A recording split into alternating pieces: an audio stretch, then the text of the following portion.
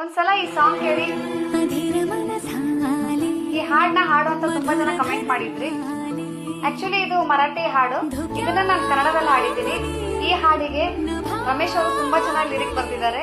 ಒಂದ್ಸಲ ಕೇಳಿ, ಕನ್ನಡ ವರ್ಷನ್ ಹೇಗಿದೆ ಅಂತ ಕಮೆಂಟ್ ಮಾಡಿ. ಪ್ರೀತಿಯ